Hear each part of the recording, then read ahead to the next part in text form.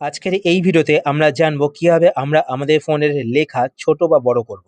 তো এখানে দেখুন সেটিংসে ক্লিক করছি। সেটিংসে ক্লিক করার পর আমার ফোনের লেখাগুলো কিন্তু বড় রয়েছে এবং বোল্ডে শো করছে, মানে মোটা হয়ে শো করছে। আপনারা যদি বড় করতে চান তো বড় করতে পারবেন, আপনারা যদি ছোট করতে চান তো ছোটও করতে পারবেন। তো কিভাবে করবেন চলুন আমি আপনাদের দেখিয়ে দিই। তো এই জন্য আপনারা আপনাদের ফোন থেকে সেটিংস ওপেন করবেন।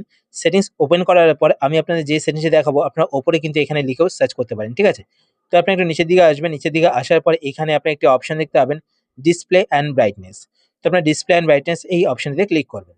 এই অপশনে ক্লিক করার পরে এবার আপনার নিচের দিকে স্ক্রল করবেন। স্ক্রল করার পর এখানে আপনি একটি অপশন দেখতে পাবেন, ফন্ট সেটিংস। তো আপনার ফন্ট সেটিংস লিখে সার্চও করতে পারেন বা ফন্ট লিখেও সার্চ করতে পারেন। তো আপনি এখান থেকে ফন্ট সেটিংস এই অপশনটিতে ক্লিক করবেন। ফন্ট সেটিংসে ক্লিক করার পর এখানে দেখতে পাচ্ছেন ডবল এক্সেল বোল্ড কিন্তু শো করছে।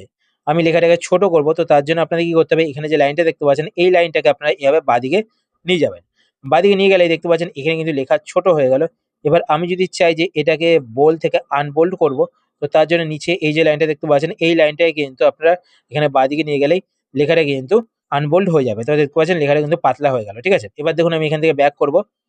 ব্যাক করার পর এখানে দেখতে পাচ্ছেন লেখাগুলো কিন্তু আনবোল্ড হয়ে গেছে আর ছোট হয়ে গেছে। এইভাবে কিন্তু আপনাদের ফোনের লেখাগুলোকে ছোট বা বড় করতে পারেন। আশা করছি আজকের ভিডিও আপনার হেল্পফুল হয়েছে।